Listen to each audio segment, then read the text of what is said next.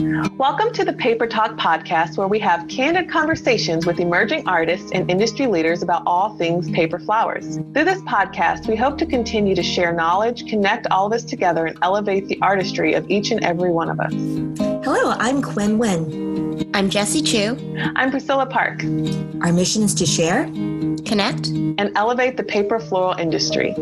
We are some of the voices behind the Paper Florist Collective. Welcome to our podcast, Paper Talk. This episode is brought to you by Cartfini, the American distributor of Italian fine crepe paper. Cartfini offers crepe paper in more than 140 beautifully rich colors and in various weights and qualities, such as lightweight 60 gram, water-resistant 140 gram, and solid, ombre, and metallic 180 gram, our favorite. Italian-made crepe paper has superior stretch, workability, and sturdiness, the perfect medium for paper floral art. Find out more about their crepe paper on their website at www.cartfini.com. Welcome, everyone. In this episode, week 19 of Paper Talk, we're talking to our friend, Heather Sauer of The Paper Place. Hi, Heather. Hi, Heather. Hi. Thanks for joining us. Oh, you're welcome. It's been great getting to know you since the very beginning of my paper flower journey. If you guys don't know, when I first started making my paper flowers, I went to the Paper Place to buy my German crepe paper, the fine crepe paper, as well as the double-sided crepe paper. Soon afterwards, I started teaching workshops at the Paper Place, and pretty much thanks to Heather and her crew, and her crew has been amazing, supportive of my work. They've been there since day one. I thought it'd be really special to have Heather on our Paper Talk so that we could get to know her and the Paper Place better. So Heather, tell us a little bit about yourself. Oh gosh. So I own the Paper Place here in Toronto. I own that store and I actually have another shop further up Queen West called Curiosa, which is a completely different business. So I'm an entrepreneur. I'm a mom of two. I'm an artist and I'm blanking now. You do so many things. That's the problem. Yeah. So when you said you're an artist, what kind of medium are you? I'm an artist of opportunity. I really just get into different things. So, we meet a lot of people through the store. I'm really inspired by things that they're working on. And I don't have a particular medium. I will bounce from one thing to the next. I'm really excited by exploring the different materials that we have available at the shop. So for instance, for the most part, I do all of the shop windows for both of my stores. And in that endeavor, I get to investigate all different artistic mediums and applications. And obviously I work quite a bit with paper, and that's always been a challenge. It's one of our mottos at the Paper Place to sort of look at and explore the sort of endless possibilities of paper. So we really try to show that in our displays and help inspire customers. And so that has been a huge avenue for me to explore my artistic side and help balance out all of the business side that I have to contend with. So tell me about the Paper Place. Besides, I know you have paper. What other materials do you carry at your store? We have a really eclectic product offering. So we do obviously specialize in paper. Our primary specialty in that avenue is actually Japanese papers, but sort of piggybacking on that, we've gotten into a lot of other stationery product. We have a lot of specialty products for bookbinders, conservators, different types of artists that use papers. We also try to source and provide items that are a little bit hard to find in other art supply stores or maybe traditional art supply stores. But having said that, we also have, gifts for 5-year-olds and cards and, temporary tattoos. It's really just a giant treasure box of lovely things. So, in that way, we have a hugely eclectic product offering. And because of that, a hugely eclectic, loyal group of customers as well. I love that. I can't wait to actually visit your brick and mortar when I come to Toronto. Yeah. It's going to be amazing. So when you go into the store, there's paper products everywhere. So if you love just being creative in general and seeing beautiful things, little trinkets, and you want to buy something for someone, it's the perfect store to go to. I can't wait to show you. I know, it's going to be amazing. I love that. So my question to you, Heather, is what made you start a brick and mortar paper store? So I actually wasn't the original creator of the store. I worked at the store years and years and years ago when it was the Japanese Paper Place. And the owner of that store at the time had a wholesale and a retail division and made the decision about 2005 that she was going to just pursue the wholesale side of her business. So former business partner and I took over the shop at that time. And because of that, we had to change the name. So we changed it from the Japanese Paper Place to the Paper place. And I had come to work there actually just by a series of life events. I actually worked in the museum field. I went to school for archaeology, and I had left a job. I was just sort of wondering what I was going to do. And that store had been my favorite store. And I just happened to see that they were hiring. So I thought, you know what, I'll just take a job here and I'll work here while I sort out what I'm going to do. And then, you know, a couple of years later, I ended up owning it. So I think it was just fated to happen that way. That's amazing. And I really love the relationship you have with Jessie. How did you guys meet? Well, I mean, Jessie started coming in as a customer looking for crepe paper and, you know, was just really open about sharing her amazing work with us. And we were so excited to see what she was creating and how excited she was about it. And so we talked about doing workshops. So Jessie came in and started doing some workshops for us, which have been extremely popular. And recently, Jessie also did beautiful window display for us as well. So we've been thrilled to, you know, watch her journey and see, you know, how incredibly far she's come with her amazing talents. I know, in such a short amount of time too. Aww. Yeah, amazing. Oh, thanks, Heather. So Jessie, are you going to do your first book tour at the Paper Place? Yes. So Heather and I have talked about it. Yay. Because it's the perfect place to be at. I mean, it's a local store in Toronto. That's where I started. That's where I know where we can buy crepe paper directly from a store. Like, I think as an artist, it's so important to actually see the materials and feel the materials that you're using. It's so different online. Like, you can look at it, but some photos might not be representative of the quality, obviously, and the color. Mm-hmm. And so I really want to draw my followers or anyone who is creative to the store so that they can actually, one, support a brick and mortar store, which are far, you know, they are very popular nowadays, unfortunately, but also to be able to go there and feel the materials themselves. So yeah, the Paper Place was just like a natural location for at least I wouldn't say a book tour, but for the, what do you call it? Book release? Book release, yes. Sorry, lost your words. Book release in Canada. And I'm really proud to be able to work with Heather on this because I love their shop and they've been so good to me. And also, actually, I mean, jumping on Heather's comment about the workshops, a lot of the people who do come to the workshops, they're fantastic and they're loyal customers. And just going back to that place where I know they can get to and see them in person again, I think that's really nice. That is wonderful. So when you do window displays for the Paper Place, how do you think about your concepts and how do you go about saying, hey, I want to do this? And how do you work with that, Heather? Do you direct her or do you let Jessie do whatever she wants? Gosh. I've only done one. Clarify. I've only done one. But there's features. I mean, we really just ask Jessie to do what she does. You know, whenever we have guests who work on the windows with us, usually we kind of give them carte blanche. You know, we're bringing them in for a reason. And, you know, apart from pointers like you're going to need a lot more than you think you do to fill our giant windows, we just sort of let them run with it. And we were thrilled. What she created for us was stunning. And it really did make people stop. And, you know, we had people come in the shop and be like, are those real? And we're like, no, they're paper. And, you know, it's just a moment to connect with people and just show them what's possible, you know, that this medium that people are used to experiencing in one way can be molded and created into things that they hadn't even imagined. And so, you know, we're really lucky to be able to bring an artist like Jessie to help us bring that message to people and make them stop while they walk down the street and see what you really can create. That's wonderful. I love that. That's so amazing. What a great partnership the both of you have. Oh yeah. Well, I've been so lucky being able to partner with a local business like Heather's. And I mean, also working with Heather, who is an artist herself, who understands the challenges of being an artist in today's world, also running workshops as well. I mean, there are challenges to that too. But Heather, I know you've mentioned before the challenges of running a retail business. I mean, in this day and age where everyone's buying things online, running a brick and mortar store, I'm assuming, can be quite a challenge.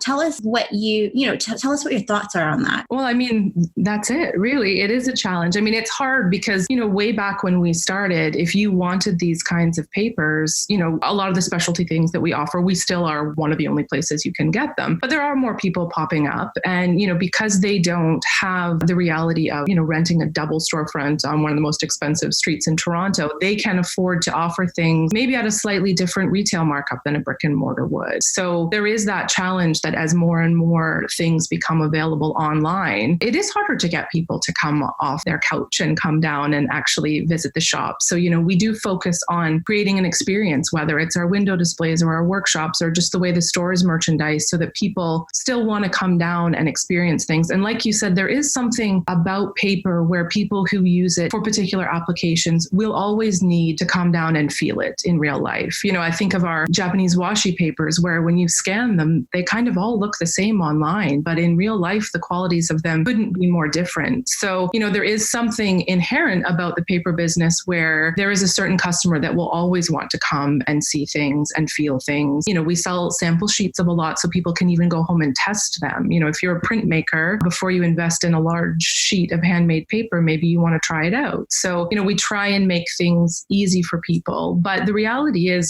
that business is moving online. And, I think it does present particular challenges for people who are in paper, because like you said, a scan is never going to be the same thing, And for instance, we sell a lot of origami papers, which is a Japanese paper, and they include gold. Mm-hmm. So when we scan them, you'll never get the sense of that beautiful, rich gold that you do in real life. It just flattens right out. So we do sell a lot online, and we sell to people that are familiar with the papers, but you'll never capture that quality in a scan, no matter how good your equipment and your editing is. So, but yeah, it is a challenge of brick and mortar, because I think just shopping in general outside of the stationery business is moving online, and we're tactile people, so it's like you have to go with the flow, but at the same time, and we run into challenges, like you said, with color and thing, where people order stuff and they're working on a window display, or they're working on something and they get it and it's not quite the right shade, and it's very hard to communicate across monitors time, what shade of red that is. And if the project you're working on really requires a specific shade, it's really hard to replace the experience of coming down and seeing it in person. Absolutely. Yeah. You guys sell online as well. I know that. How long have you been selling online? The crepe paper, at least. The crepe paper? I think, we started the website when I was on maternity leave. So that's how I know what year it was. It was 2007. But we didn't get the crepe paper in for a couple years. So probably since about 2011, we've been selling crepe online. But we started with just the German and US crepes. So we had the sort of solid color, lighter weight, and then the double-sided German ones. And then, as it sort of blew up and people were looking for more options, then we also brought in the 180 gram as well. So 180 grams just been a few years since we've had that up. But overall, it's been probably since about 2010, 11-ish. How did you guys decide to start carrying the crepe paper? I mean, for us, it's such a particular type of medium. It was really driven by customers. I'll be honest, like from when I took over the store in 2005, we had a really small group of people that would come in constantly looking for crepe. And they had done crepe paper crafts with their grandmas, with their moms. And we're just like, you can't get this stuff anywhere. This was long before the paper flower thing. This was just people that used it in their own handicrafts. And we had one particular customer who was really, I was open to it. I just was like, I can't find it anyway. I can't. So she brought in some paper packages that she'd had with the German manufacturer on it. And we tried contacting them. And this was so long ago that when we contacted them, we couldn't find anyone who worked there that spoke English. So I had a friend of mine who spoke German write up a fax for me explaining who I was and what we were looking for. Yeah.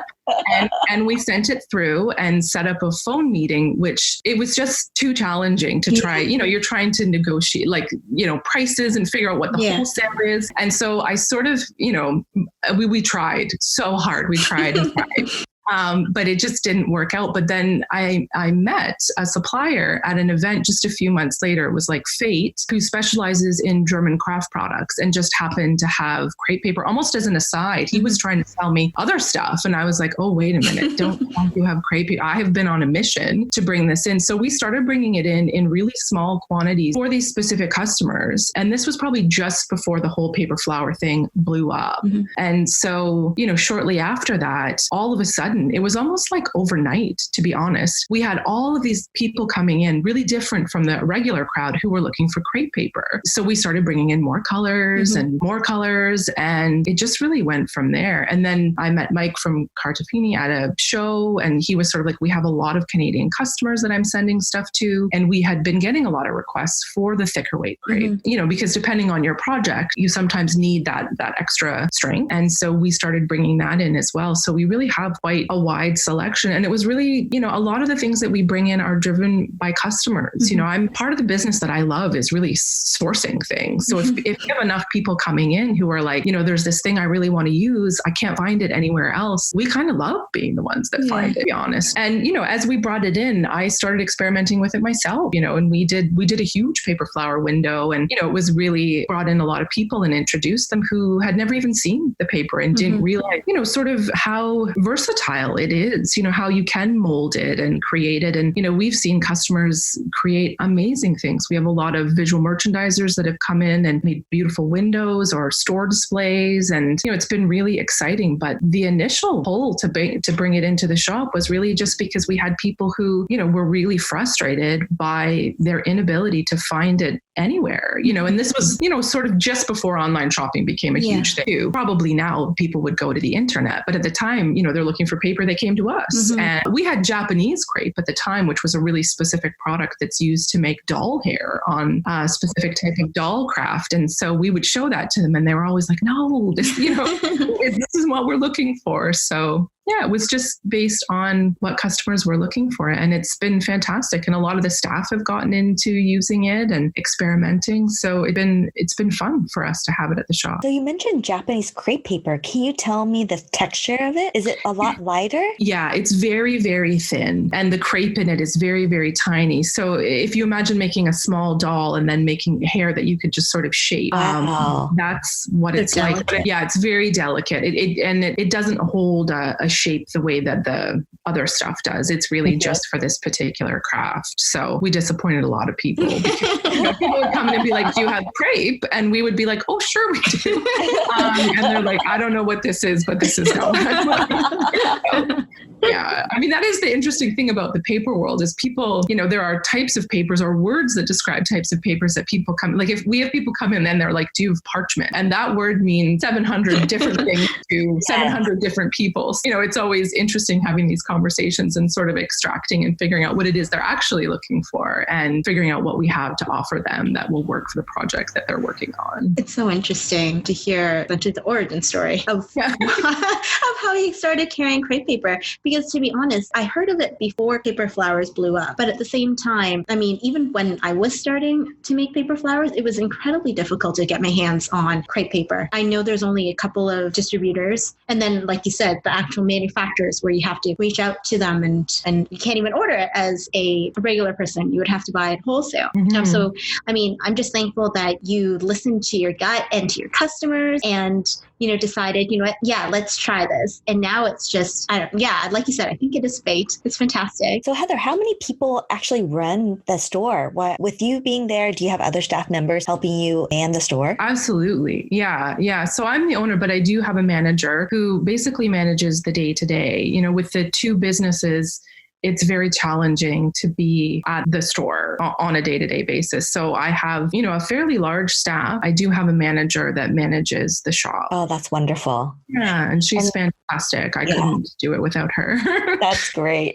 And I know you do workshop because Jessie does workshop with you. What other classes do you offer at your store? It sort of varies. We sort of explore the types of topics that we're hearing from our customers. Some of our old standards include like card making. We've done a lot of things where we use the Japanese papers just to sort of help introduce people to them. The number one question we get when people come into the store who may or may not be familiar with it is, what do people do with all these papers? I love them, they're beautiful, but what do people do with them? So the workshops have always been a great sort of introduction if people are like legitimately intrigued by them. We've done image transfer, we've done bookbinding. Around the holidays, sometimes we do ornaments, we do different decor. Jessie did a wreath one. We sort of just run with the seasons. The workshops are a hard thing for us though, because, we find over the years the interest sort of wax and wane. So we sort of have to just keep paying attention to what people are looking for. And sometimes we run them and we don't get enough signups and we have to cancel them. And that always is a bit disappointing. But there are certain ones like calligraphy and paper flowers that always fill up. They're just super popular and people are willing to come out and come down,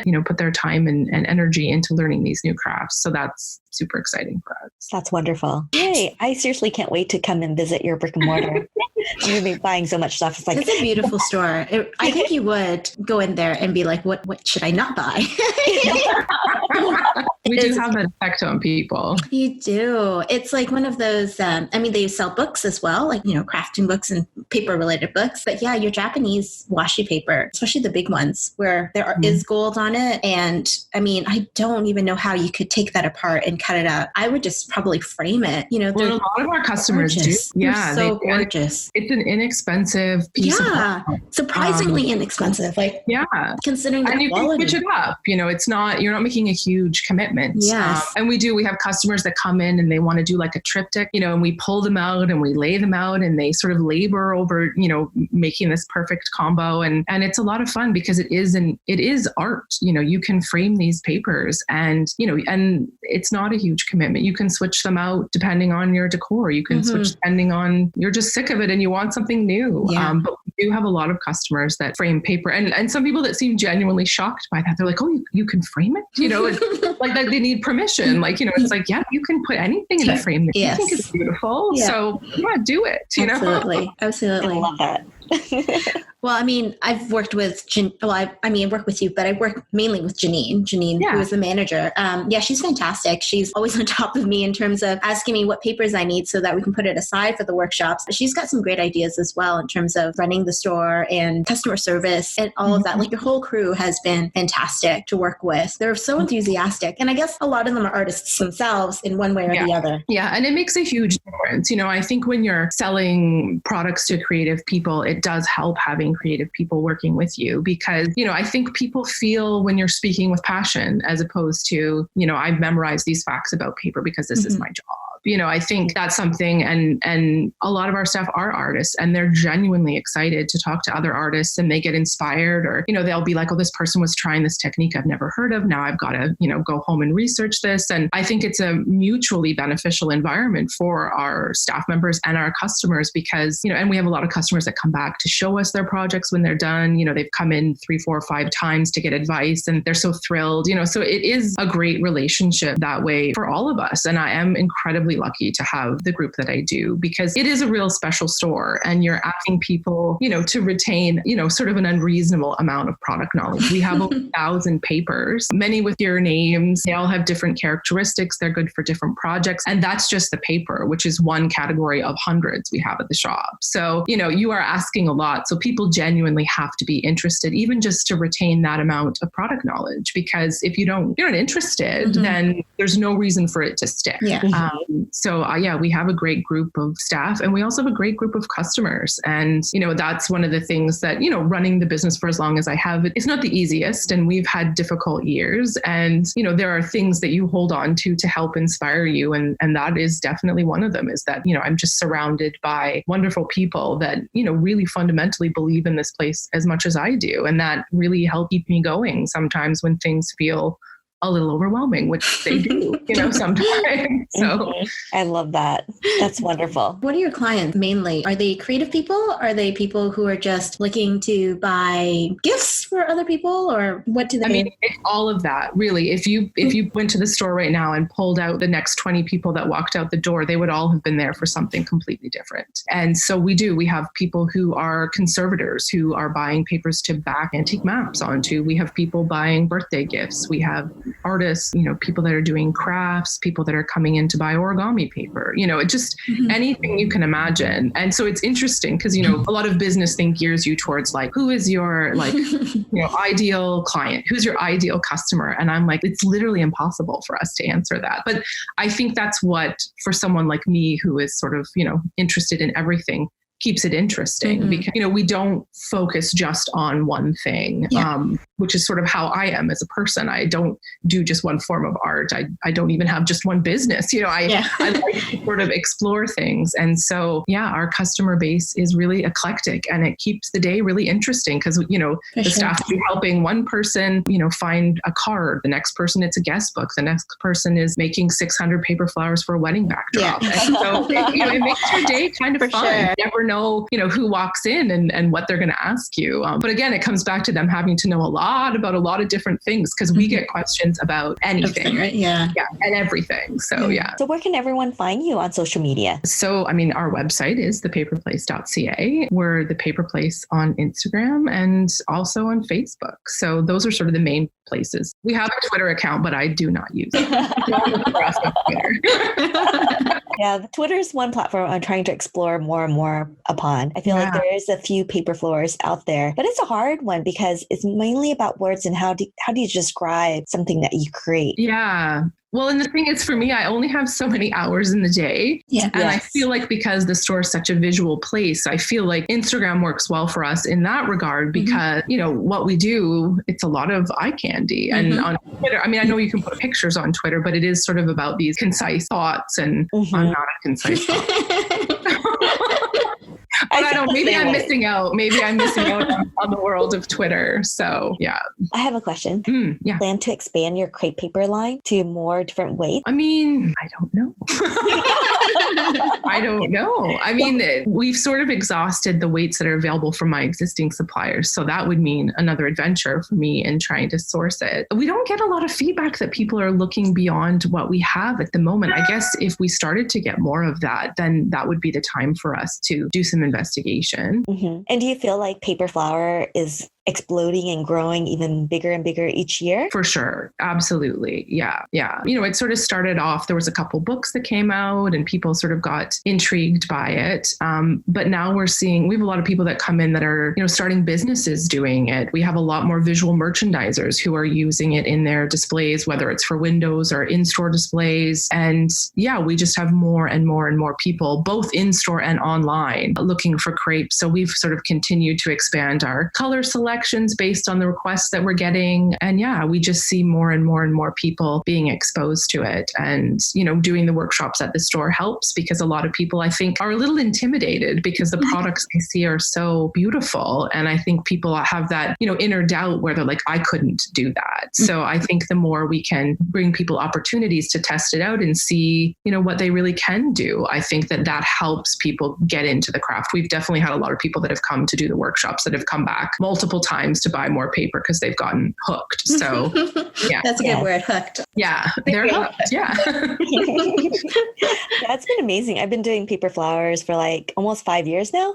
Still creating. It's just an addictive craft that you explore and then you learn new techniques, then you want to apply it to other flowers and then you just keep growing and growing. And it's been really fun to see the journey, how it goes up and down. Yeah. Well, it is one of those crafts, like as you learn new techniques, it's not like there's an end to it. It's not like, okay, I've mastered this now. I'm done. There's no more to learn. Because, you know, I keep feeling like every couple months you start seeing people doing new things and you're like, oh, now I got to go back and try it on this flower. And, you know, like, so it does feel like one of those things that there's no ending to it. It's just a continual evolution of, you know, making the craft more and more evolved. And it's been really exciting to be on, like, in the background of that, watching it happen. Yeah. I love that. The evolution of paper flowers. I love it. There you go. It is literally evolving. Yeah. Thank you so much, Heather. It was such a pleasure talking to you today. We are really excited to come and visit you. Well, I'm excited to come and visit you when I come to Toronto in 10 days. It's going to be super crazy. Well, thank you so much for having me. Oh, no, it's such a pleasure. You guys are coming to the workshop. Heather and the Paper Place are sponsoring some of the paper that we'll be using to make the paper flowers that we're teaching. So it's a perfect opportunity when you do come to visit the Paper Place to actually see the variety of colors that you can get and the quality as well, not just what the paper we're using for the workshop, but the other available types as well. So thank you so much, Heather, for joining us today. I know you were nervous, but honestly, you are such a personable and funny and self-effacing person. I mean, it's so easy to talk to you. It's always a pleasure to talk to you. Oh, thank you. Thank you. So let's talk about the underdog. I feel like this particular crepe paper weight is really underutilized, about 60 gram. Why do we love it? Why do we use it? Jessie, what comes to your mind first when you talk about 60 gram? 60 gram, I love that it's translucent, but it's sturdy. Yes. It is one sturdy paper. It has the same sturdiness as 180 grams, the same, I would say, paper structure. And so it allows you to really stretch and cut without tearing. And it's a great alternative to similar fine crepe paper. colors. Yeah. I would say one of my favorite medium is using the doublet, but sometimes they don't have that bright color. And so what I like to do is create my own double-sided paper by taking two different or two same color and fusing them together. You can fuse it together with piece of sprays. You can use it with like fusible webbing. It's just a great medium. And when I fuse it with the fusible webbing, it's actually a little bit more structurally stronger, and you can actually create large flowers with this without having those crepe lines. I feel like a lot of people complain about the 180 because they have those lines. But to me, I actually love those lines because it's great giving me guidance on keeping all my petals the same size. Yeah. I mean, speaking of the lines, the 60 grams doesn't have the lines, but I mean, the lines on the 180 grams actually provides structural integrity to large petals. Exactly. So, I mean, you can use, it really just depends on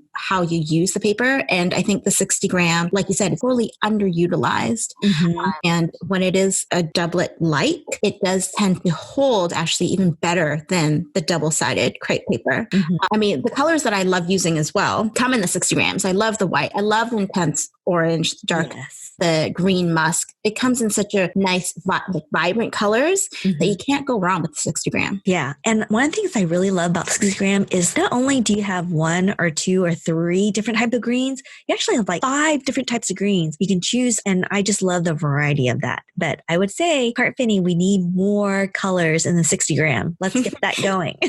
Yeah. And we've got some ideas. Yes. If you want to find more about the 60 gram, head to www.cartfinney.com. See all their beautiful colors and where to order them.